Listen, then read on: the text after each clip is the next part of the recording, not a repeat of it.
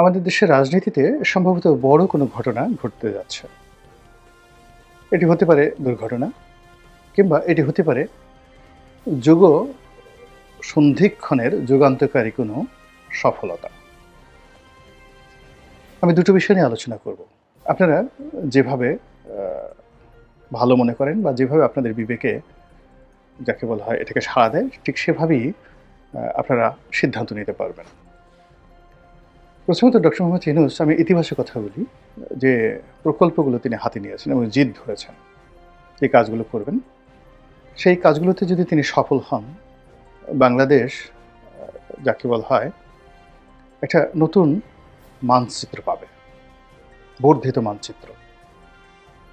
নতুন একটা মর্যাদা পাবে যদি তিনি করতে পারেন এবং আমাদের যে জীবনমান, এই জীবনমান সম্ভাবনার স্বর্ণের শিখরে পৌঁছে যাবে। প্রথম থেকে বলি চট্টগ্রাম বন্দরের কথা। চট্টগ্রাম বন্দরকে তিনি বিদেশি যারা অপারেটর রয়েছে তাদের হাতে দিতে চাচ্ছেন অপারেট করার জন্য। এখানে নেদারল্যান্ডের একটা কোম্পানি, দুবাইয়ের একটা কোম্পানি বা সিঙ্গাপুরের যে রাষ্ট্রীয় সংস্থা তাদের কথা হচ্ছে। এগুলো নিয়ে অনেক সমালোচনা আছে, পক্ষে বিপক্ষে আছে। আমি ব্যক্তিগতভাবে একজন পোর্ট ইউজার হিসেবে আমি যেটা বলার চেষ্টা করেছি, যেটা এই কারণে এই মুহূর্তে আমাদের জন্য খুবই ঝুঁকিপূর্ণ একটা বিষয়। তো সেটাকে হয়তো সরকার বিবেচনা করবে নানাভাবে করে, তারা যদি পরিমার্জিত হয়ে পরিশোধিত হয়ে চট্টগ্রাম বন্দরের যে স্টেক হোল্ডার রয়েছেন তাদের সঙ্গে সমঝোতা করে বুঝিয়ে সুঝিয়ে যদি সত্যিকার অর্থে চট্টগ্রাম বন্দরের সক্ষমতা বাড়াতে পারেন। এবং ধরুন এখন চট্টগ্রাম বন্দরে 18 লাখ কন্টেনার বা 30 লাখ কন্টেনার ধরুন এখন পরিবহন করা হচ্ছে। এটিকে যদি সক্ষমতায় ডবল করা যায়, দ্বিগুণ করা যায়, তিনগুণ করা যায়, এটি সম্ভব। এর কারণ হলো যে আমাদের দুটো বন্দর, মংলা, চট্টগ্রামের চেয়ে কিন্তু মংলা বন্দর আরও যাকে বলা হয় উপযোগী এবং আরও গুরুত্বপূর্ণ। এবং সেখানে মংলার যে চ্যানেলটা রয়েছে, সেখানে যদি চ্যানেলটা ঠিকমতো চালানো যায় তাহলে এখানে আসলে ডিপসির মতোই এটাকে ব্যবহার করা সম্ভব। এদের ড্রাফট অনেক বেশি মংলা বন্দর। ফলে পাকিস্তান জমানাতে কিন্তু চিটাগংয়ের সাথে পাল্লা দিয়ে খুলনা এলাকাতে শিল্প কলকারখানা তৈরি হয়েছিল, খুলনা, যশোর, সাতক্ষীরা, নড়াইল, যশোর এই সকল এলাকাতে। এবং চট্টগ্রাম বেল্টের শিল্প কলকারখানার চাইতে খুলনা বেল্টের শিল্প কলকারখানা কোনো অংশে কিন্তু কম ছিল না। কিন্তু আমরা সেই বন্দরটা আসলে চালনা বন্দরটাকে ওইভাবে সংগ্রহণ করতে পারিনি, বিভিন্ন কারণে সেটাকে স্বাধীনতার পরে গুরুত্ব দেওয়া যায়নি। এর মূল কারণ ছিল আইন শৃঙ্খলার অবনতি, অর্থাৎ পূর্ব বাংলার সর্বহারা পার্টি, জাসদ থেকে শুরু করে সব কিছু, পদ্মার ওপারের যে পরিবেশ পরিস্থিতি, এটা ভীষণ রকমভাবে অবনতি হতে থাকে। এর ফলে ব্যাংকিং ব্যবস্থা, বিমা ব্যবস্থা থেকে শুরু করে লেবার সংকট সব মিলিয়ে ওই অঞ্চলে যে শিল্প কলকারখানা মার খায়। পদ্মা সেতু তৈরি হওয়ার পর এখন আমাদের আসলে সেই যাকে বলা একটা নতুন সম্ভাবনা তৈরি হয়েছে মংলা বন্দরকে কেন্দ্র করে। শেখ হাসিনার জামানাতে পায়রা বন্দর করা হয়েছে, ডিপসি বন্দর, এটা একটা শ্বেতহস্তি। এর কারণ হলো এটা কোনো দিন যাকে বলা হয় এই বন্দর ভালো হবে না। ফলে এটাকে যত সম্ভব দ্রুত এটাকে বন্ধ করে এটাকে একটা নৌবন্দর হিসেবে ঠিক মংলার সাথে কানেক্ট করে একটা সেই রামনাবাদ নদীর মোহনাতে একটা কলকাতার মতো, হলদিয়ার মতো একটা নৌবন্দর হিসাবে এটিকে যদি চালু করা হয় দক্ষিণ অঞ্চলের জন্য। মূল বন্দর থাকবে চালনা এবং সেই চালনা থেকে ফিডারের মাধ্যমে নৌবন্দর হয়ে এখানে আসবে। তাহলে এটা হয়তো ফলপ্রসূ হবে, কিন্তু এটাকে ডিপসি হিসেবে এখানে যে ইনভেস্টমেন্ট, এটা কোনো দিন সম্ভব নয়। ওখানে যে সমুদ্রের যে ড্রাফট এবং ওখানে সমুদ্রের যে রাপসি, এটার যে অবস্থা, যারা জানেন তারা জানেন যে এটা যতদিন পর্যন্ত বঙ্গোপসাগর থাকবে ততদিন পর্যন্ত ওখানে ডিপসি হবে না। আমি নিজে এটার একটা ভুক্তভোগী। আমি একবার, আমার তো জাহাজ ব্যবসা আছে, আমি সেই একটা কোম্পানি এসে বললো যে এরকম আমার বিরাট লস হয়েছে, প্রায় কোটি 5 কোটি 6 কোটি টাকার মতো লস হয়ে গেছে। সেটা হলো যে 50,000 মেট্রিক টনের পাথর নিয়ে একটা জাহাজ আসলো এবং ওই জাহাজের এজেন্ট ছিলাম আমি বাংলাদেশে। এবং সেই জাহাজ মংলা থেকে ওখানে 2 মাস বসে আমরা আনতে পারিনি। সিরিয়াস একটা প্রবলেম হয়ে গেছিল। এবং লাস্টে আমার সেই এজেন্ট গেছে, আমার টাকা গেছে।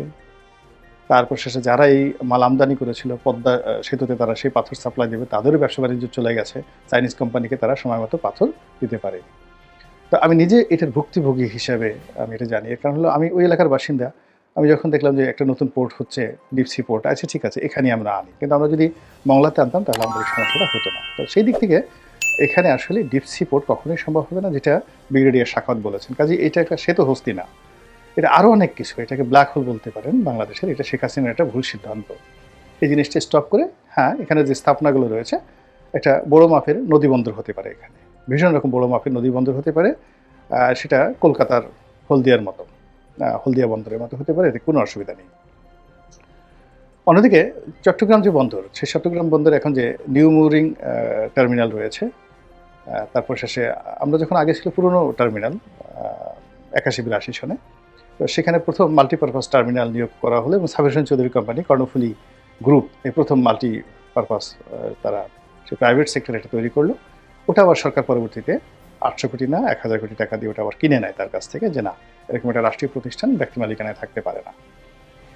এখন পুরোটাই রাষ্ট্রীয় মালিকানায় আছে। আর প্রাইভেট ইয়ার্ডগুলো, বড় বড় প্রাইভেট ইয়ার্ডগুলো, অসংখ্য প্রাইভেট ইয়ার্ড তৈরি হয়েছে এক্সপোর্টের জন্য, ইম্পোর্টের জন্য, সেগুলো বাইরে। কিন্তু মূল বন্দর এখনো পর্যন্ত সরকারের হাতে, কাস্টমস বন্দরের হাতে। এখন এটাকে ডক্টর মোহাম্মদ ইউনূস বিদেশিদের হাতে দিতে যাচ্ছেন এবং আলটিমেটলি এই কাজ তাকে করতে গেলে তাকে কাস্টমসটাও বিদেশিদের হাতে দিতে হবে, এছাড়া কোনো উপায় নেই।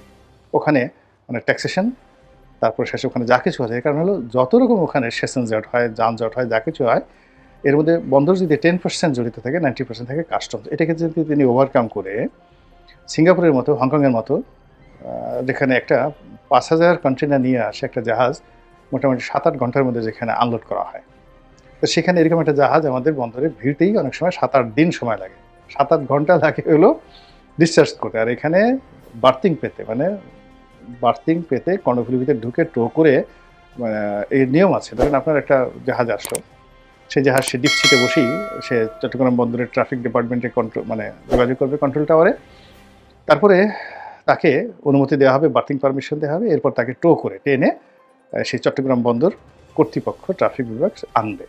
এবং এই কাজ করতে সাধারণত এখন 7 থেকে 8 দিন সময় লাগে। এবং যখন কনসেশন চলে, তখন কনজেশন চলে যেটাকে, তখন দেখা যাচ্ছে 15 দিন 1 মাস পর্যন্ত চলতে থাকে। এবং এরকম বড় বড় জাহাজ আসছে, যে জাহাজে প্রতিদিন $20,000-25,000 ওই আউট অ্যানকারেজে বসে থেকে তাদেরকে ড্যামারেজ গুনতে হয়।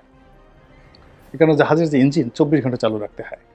তো এই দুরবস্থা থেকে, অব্যবস্থাপনা থেকে বের হয়ে আসার জন্য সিঙ্গাপুরের আদলে, এমনকি কলম্বোর আদলে, কলম্বো বন্দরের আদলে যদি ডক্টর মোহাম্মদ ইউনূস এই কাজটি করেন, বাংলাদেশ কিন্তু চেঞ্জ হয়ে যাবে, এটি কোনো সন্দেহ নেই।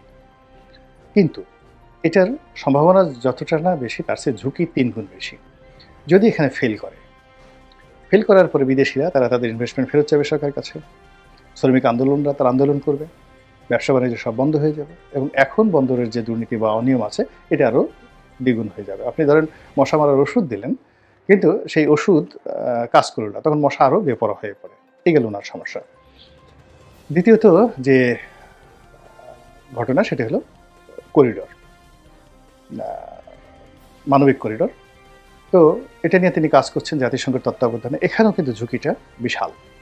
এখন এই কাজ করে যদি আরাকান আর্মির সঙ্গে তার একটা সমঝোতা হয়, এবং তিনি যদি এই 10 লাখ, 12 লাখ, 15 লাখ রোহিঙ্গাকে সীমান্তের বাইরে, এমনকি ওপারে নো ম্যানস ল্যান্ডে নিয়ে যেতে পারেন, এটা আমাদের জাতির জন্য একটা বিরাট, যাকে বলা হয়, প্রাপ্তি।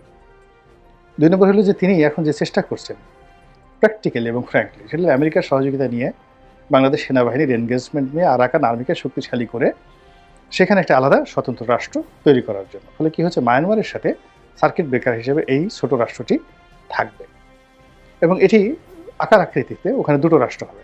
একটা হলো রোহিঙ্গাদের জন্য এবং আরাকান আর্মিদের জন্য একটা এলাকা, যেটাকে এখন মানে আরাকান বলা হচ্ছে, আর একটা হলো পাশের ছোট আরেকটা এলাকা শিন। এটি আমাদের একটা বাংলাদেশের বড় সড়ো উপজেলার মতো এলাকা। তো কাজে এই 2টো রাষ্ট্র বাংলাদেশের জন্য আসলে যাকে বলে ঝামেলা হবে না। এবং এখন যেভাবে মায়ানমারকে আমরা থ্রেট মনে করছি এবং যে সমস্যা হবে, সেখানে যদি এই জিনিসটা পারা যায়, তাহলে কিন্তু আমাদের জন্য একটা বিশাল, মানে একটা ঐতিহাসিক, যে কাজটা অতীতে শায়েস্তা খানও পারেন নাই, এরকম একটা লাভ হবে। এবং সামনে যদি ওই দুটো রাষ্ট্র অর্থাৎ চীন এবং আরাকান তারা যদি বাংলাদেশের সঙ্গে কনফেডারেশন করে বাংলাদেশের সঙ্গে যুক্ত হতে চান অধিকতর স্বায়ত্তশাসন নিয়ে, তা সেক্ষেত্রে বাংলাদেশের মানচিত্র তো বিশাল হয়ে গেল। নাফ নদীর উপর আমাদের একছত্র আধিপত্য চলে আসলো এবং তখন এই চট্টগ্রামের মতো করে এই নাফ নদীর মোহনাতেও দেখা গেল যে সেন্ট মার্টিনকে কেন্দ্র করে একটা ডিপ সি পোর্ট সেখানে হতে পারবে, এরকম একটা ঝুঁকি। কিন্তু যদি উনি ফেল করেন তাহলে এই বন্দর এবং এই যে মানবিক করিডোর, এই মানবিক করিডোরের উছিলায় পুরো চট্টগ্রাম বেল্ট আমরা হারিয়ে ফেলব, ভীষণ রকম হারিয়ে ফেলব। তো এরকম যাকে বলা হয় সম্ভাবনা এবং ঝুঁকি, এই দুটোর মধ্যে আমরা এখন পড়েছি। এখানে হতাশ হওয়ার যে কারণ হলো যে এই সরকারের ম্যান্ডেট, জনসমর্থন এবং আমলাতান্ত্রিক সমর্থন, কূটনৈতিক যে সমর্থন ওয়ার্ল্ড ওয়াইড এটি নেই, খুবই অল্প, নেই বললেই চলে। তো কাজে এত বড় একটা ঝুঁকি আসলে এই সরকারের পক্ষে নেওয়া সত্যিকার অর্থে এটি ম্যাটেরিয়ালাইজ করা যাবে না, এটা হলো অবস্থা। আবার অনেক সময় বড় কাজগুলো হঠাৎ হয়ে যায়। পৃথিবীর অনেক সময় ছোট ঘটনা থেকে অনেক বড় ঘটনা ঘটে যায়, প্রকৃতি এভাবে ঘটিয়ে দেয়। একটা ছোট বারুদের টুকরা বা এক বিন্দু শিশির থেকে দেখা গেল বিরাট একটা মহাসাগর রচিত হয়ে গেল। ছোট্ট একটা দুর্ঘটনা থেকে একটা বিশাল বনভূমি, তো সেখানে দাবানল শুরু হয়ে গেল এবং সেই দাবানলে দেখা গেল সেখানে একটা মরুভূমি তৈরি হয়ে গেল। অবাক হয়ে যাবেন যে ভারতের যে গভীর মরুভূমি, এ কিন্তু একসময় গভীর জঙ্গল ছিল। তো এরকম অনেক ঘটনা ঘটে। কাজেই এই যে বাংলাদেশে একটা ঘটনা ঘটতে পারে, এখন সেটা নেতিবাচক হতে পারে, ইতিবাচক হতে পারে, কিন্তু ঘটবেই এরকম একটা অবস্থায় আমরা কিন্তু পৌঁছে গেছি। তার সঙ্গে যে পায়ের আওয়াজ, এখন পায়ের আওয়াজ বলতে কী বোঝায়? নর্মালি আমরা গলার আওয়াজের কথা জানি, তারপর অন্য কোনো শব্দের কথা জানি যেগুলো দৃশ্যমান, কিন্তু যখন পায়ের আওয়াজ শোনা হয়, বলা হয়, এটিকে সাধারণত নেতিবাচক অর্থে একটা যুদ্ধ ভাব, একটা সামরিক ভাব, একটা সামরিক শাসন, একটা মিলিটারি যাকে বলা হয় ইনভেশন, এরকম মনে হয়। তো সেটা দেশি হতে পারে, বিদেশি হতে পারে। এবং এটা কেন? এর কারণ হলো যখন এরকম একটা দুর্বল অবস্থার মধ্যে পড়ে, তখন বহু পক্ষ সেখানে যুক্ত হয়ে পড়ে। এটা ছোট বড় কথা নয়। আফ্রিকার আপনি দেখেন সেই বুর্কিনা ফাসোর মতো একটা রাষ্ট্র, সেখানে কি হচ্ছে, কিংবা ধরুন রুয়ান্ডাতে কি হয়েছে। তাদের কিন্তু ছোট্ট একটা দেশ রুয়ান্ডা, অর্থনীতি অত ভালো না, কিছু না, কিন্তু সেখানে কি হয়েছে?